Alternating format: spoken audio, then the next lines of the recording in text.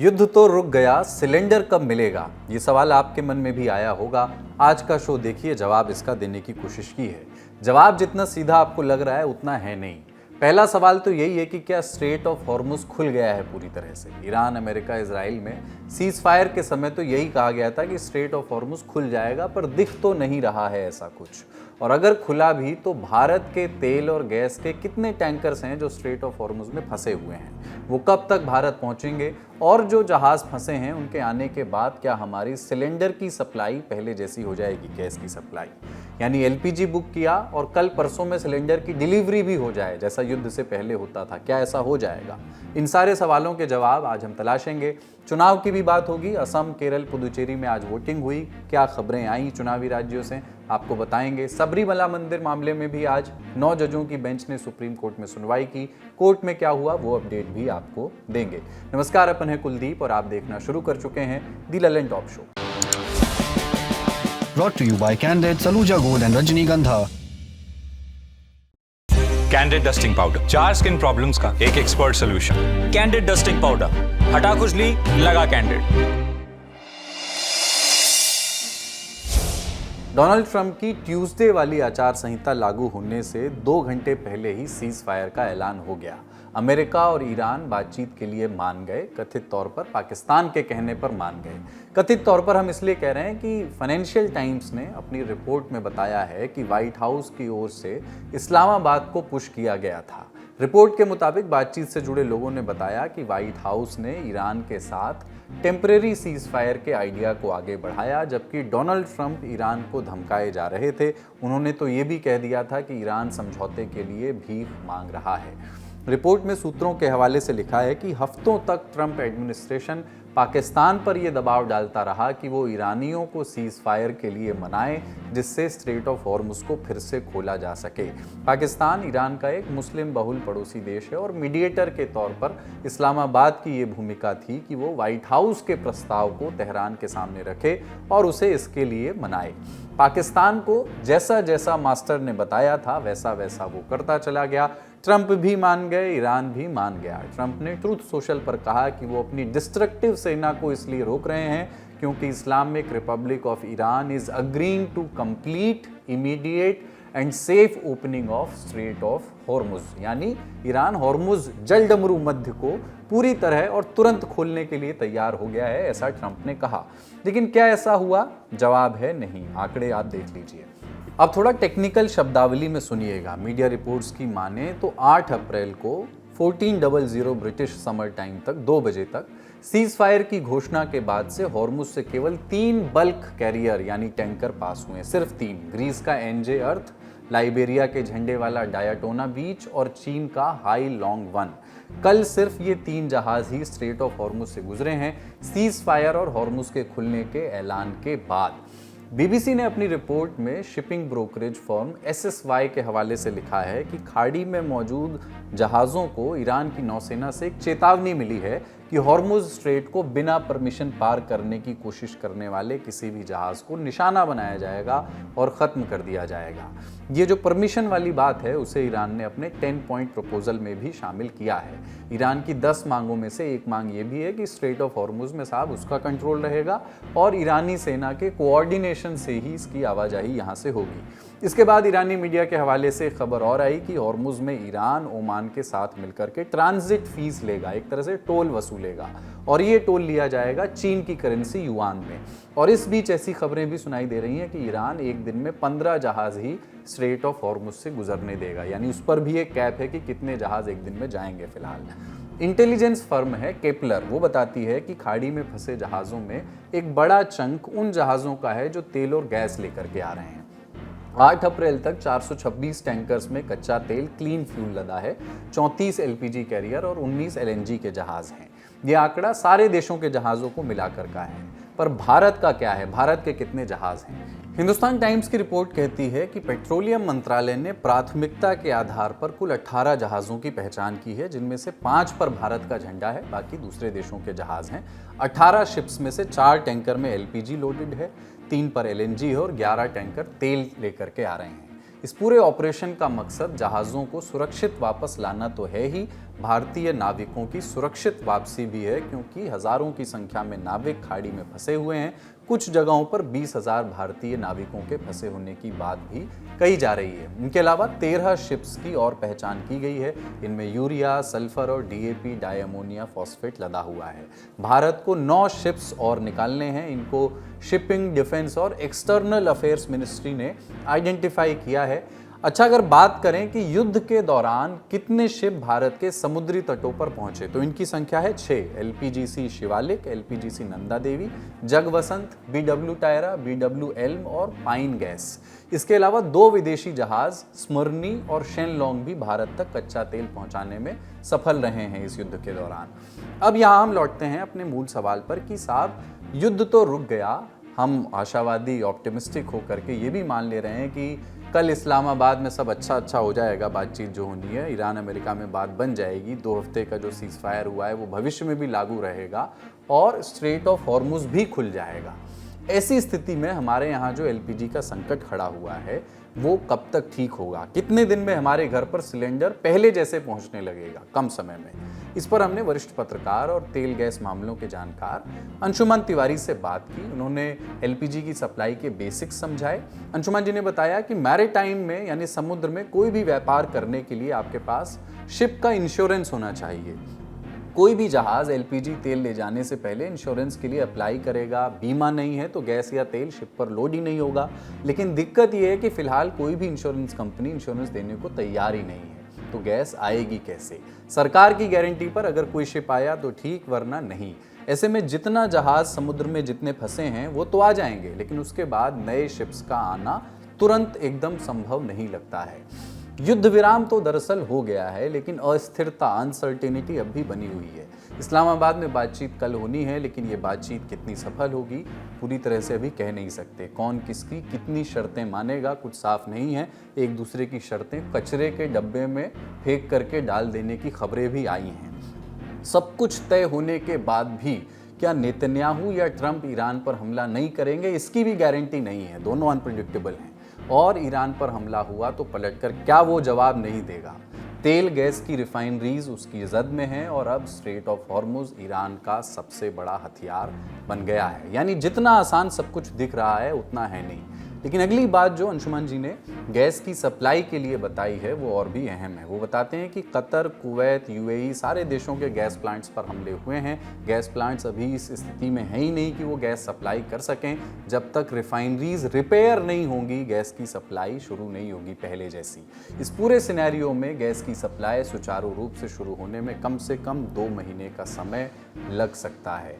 जो बात अंशुमन जी कह रहे हैं उसको एक उदाहरण से समझिए कि खाड़ी में सबसे ज़रूरी एनर्जी एसेट्स में से एक है कतर का नेचुरल गैस एक्सपोर्ट प्लांट रास लफान। ये नाम सुना होगा आपने। ये गैस फैसिलिटी एक बड़े इंडस्ट्रियल शहर में कम से कम 3 स्क्वायर मील में फैली है। एशिया और यूरोप के कई देशों को नेचुरल गैस ये सप्लाई करती है, लेकिन जहाज़ पर लादने से पहले नेचुरल गैस को ठंडा करके लिक्विड में बदलना ज़रूरी होता है। इसके लिए इसे लगभग -260 डिग्री फ़ारेनहाइट, -162 डिग्री सेल्सियस तक ठंडा किया जाता है। न्यूयॉर्क टाइम्स की एक रिपोर्ट बताती है कि कतर ने जंग के शुरुआती दिनों में ही एलएनजी का प्रोडक्शन बंद कर दिया था। बाद में मिसाइलों के हमलों से इस गैस फैसिलिटी की 17% प्रोडक्शन कैपेसिटी खत्म हो गई। अब तेल की बात कर लीजिए। हमारे पेट्रोल पंप्स पर तो अब तक तेल की कोई खास कमी नहीं हुई है, लेकिन सप्लाई पर असर पहुंचा ही है। तेल के टैंकर 1 महीने से अटके हुए हैं। रूस से तेल ज़्यादा खरीदा गया, लेकिन फिर भी हमारी सप्लाई प्रभावित तो हुई है।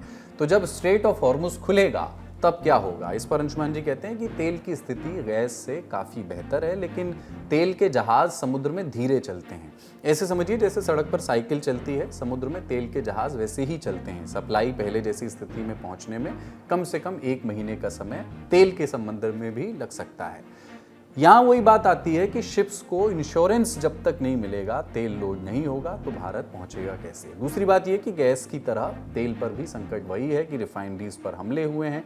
न्यूयॉर्क टाइम्स की ये रिपोर्ट में ये कहती है कि ईरान से लेकर के यूएई समेत कम से कम 9 देशों में दर्जनों रिफाइनरीज, स्टोरेज फैसिलिटीज़ और एनर्जी फील्ड्स पर हमले हुए हैं। कुल मिलाकर दुनिया की 10% या उससे ज़्यादा तेल आपूर्ति ठप हुई है। इन ऑपरेशंस को फिर से शुरू करने के लिए, दोबारा शुरू करने करने के लिए प्रोसेसिंग इक्विपमेंट को बदलना पड़ेगा, एक रिप्लेसमेंट होगा और उसमें थोड़ा समय लगेगा। तो तेल की सुचारू सप्लाई में थोड़ा सा इंतज़ार अभी करना पड़ सकता है। और हम आपको पहले के एपिसोड्स में ये बता चुके हैं कि अंतर्राष्ट्रीय बाजार से तेल खरीदने से लेकर के जहाज के भारत आने तक और फिर इस क्रूड को रिफाइन करके पेट्रोल पंपों तक पहुंचाने तक करीब करीब 27 दिनों का समय लगता है। पर अच्छी बात यह है कि हमारे पास तेल का अभी पर्याप्त भंडार मौजूद है। सरकार लगातार इस बात को दोहरा रही है। इस युद्ध ने पूरी दुनिया को ये सीख भी दी है कि अपने अपने तेल और गैस के भंडार भर लीजिए। तेल की स्थिति तो ठीक थी, लेकिन एलपीजी क्राइसिस ने हालत ज़्यादा खराब की और इसीलिए भारत ने भी अब अपनी वैकल्पिक तैयारियां शुरू कर दी हैं। विदेश मंत्री का मॉरिशस दौरा हो रहा है, लेकिन मॉरिशस से निकल करके वो सीधे यूएई जा रहे हैं। यूएई इस समय घायल है, ईरान से उसे खूब मार पड़ी है, आहत भी है। अमेरिका से उसको बहुत तवज्जो मिल नहीं रही है। ऐसे में भारत मरहम भी लगाएगा और व्यापार पर भी बात करेगा, तेल और गैस पर भी बात होगी, ऐसा माना जा रहा है। दूसरी ओर पेट्रोलियम मिनिस्टर हरदीप सिंह पुरी भी आज से कतर जा रहे हैं और कतर हमारे लिए एक अहम एनर्जी सप्लायर है। वर्तमान के साथ साथ भविष्य पर भी उनसे बात होगी। हम एनर्जी स्टोरेज को मजबूत करने की बात कर रहे हैं तो एक नज़र अपने भंडार पर, अपनी स्टोरेज कैपेसिटी पर भी डाल लेते हैं। सरकार ने पिछले साल बताया था कि भारत की कुल स्टोरेज कैपेसिटी लगभग 74 दिनों की है, 74 डेज, यानी हम 74 दिन का तेल स्टोर करके रख सकते हैं। राज्यसभा में सरकार ने एक सवाल के जवाब में ये बताया था। तेल कंपनियों के पास 64.5 दिनों की ज़रूरत का स्टॉक है अभी, और Indian strategic petroleum reserves limited, short में ISPRL के 9.5 दिन की स्टोरेज कैपेसिटी को मिलाकर भारत के पास तेल स्टोर करने की क्षमता लगभग 74 दिनों की है। ध्यान दीजिएगा कि अभी क्षमता की बात हो रही है, मतलब कितनी कैपेसिटी है। अब सवाल यह है कि इसमें तेल कितना है अभी हमारे पास। 23 मार्च को पेट्रोलियम और प्राकृतिक गैस राज्य मंत्री सुरेश गोपी ने राज्यसभा में बताया कि भारत के कच्चे तेल का भंडार कुल क्षमता का लगभग 64% है। यानी भारत के पास आंध्र प्रदेश और कर्नाटक में 3 जगहों पर 5.33 मिलियन मीट्रिक टन कच्चे तेल को स्ट्रेटेजिक भंडार में रखने की क्षमता है। इसमें से 3.372 MMT अभी भरा हुआ है, यानी क्षमता का 1/3 से ज़्यादा हिस्सा अभी खाली है।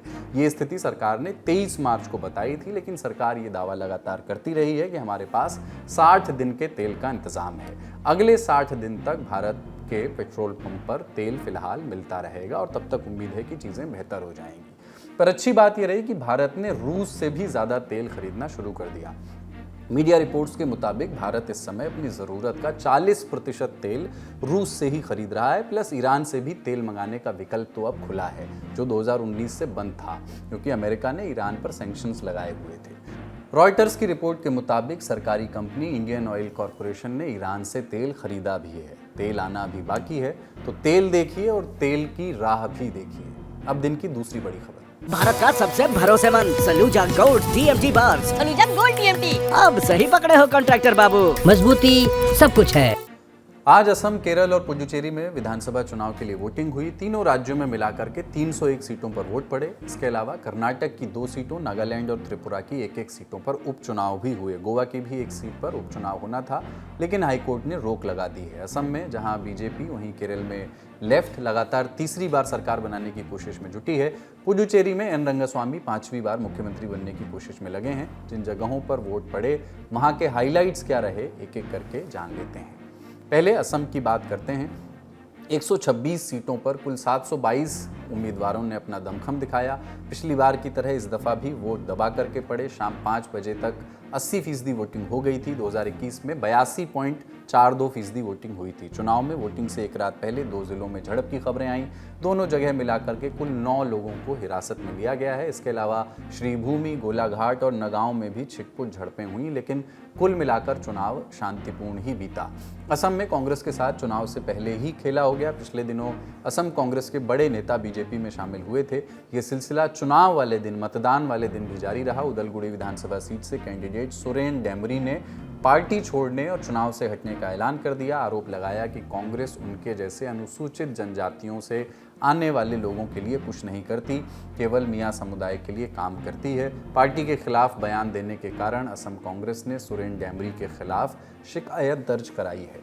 असम में बीजेपी ने एक बार फिर से हिमंता बिस्व शर्मा पर दांव खेला है। वहीं कांग्रेस के पोस्टर बॉय हैं गौरव गोगोई, दोनों ने पूर्ण बहुमत की सरकार बनाने का दावा किया है। पिछली दफा एनडीए को 75 सीटों पर जीत मिली थी, जबकि कांग्रेस की अगुवाई वाले महजोत गठबंधन को 50 सीटें आई थीं। दोनों के बीच भले ही 25 सीटों का अंतर रहा, लेकिन वोट परसेंट में 1% से भी कम का अंतर था। पिछली बार 6 सीट जीतने वाली यूनाइटेड पीपल्स पार्टी लिबरल इस दफा एनडीए से अलग होकर के अकेले चुनाव लड़ रही है। वहीं 2021 में 5% वोट पाने वाली असम जातीय परिषद और रायजोर दल ने इस दफा कांग्रेस के साथ गठबंधन किया है। अब केरल की बात करते हैं। 140 सीटों पर 890 कैंडिडेट्स चुनाव मैदान में हैं।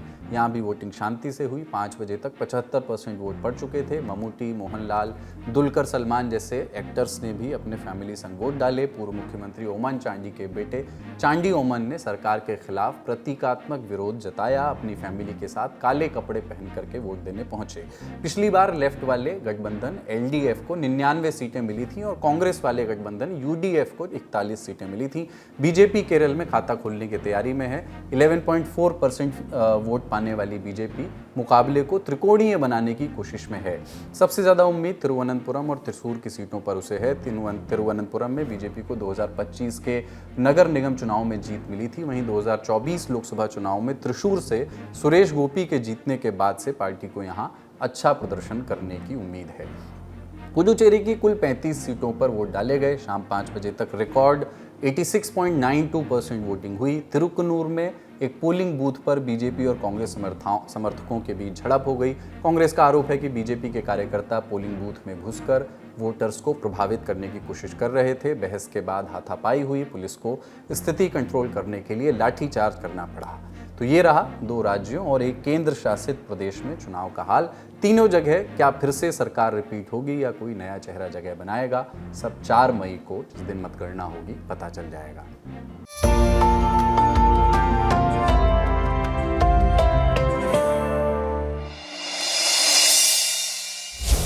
अगली सुर्खी, सबरीमला मंदिर में महिलाओं का प्रवेश होना चाहिए या नहीं, इस बात पर देश की सबसे बड़ी अदालत में बहस चल रही है। सुनवाई कर रही है सीजेआई सूर्यकांत की अगुवाई वाली 9 जजों की बेंच। 2018 में सुप्रीम कोर्ट ने 10 साल से 50 साल तक की महिलाओं के सबरीमला मंदिर में एंट्री पर लगी प्रतिबंध को, उसके बैन को हटा लिया था।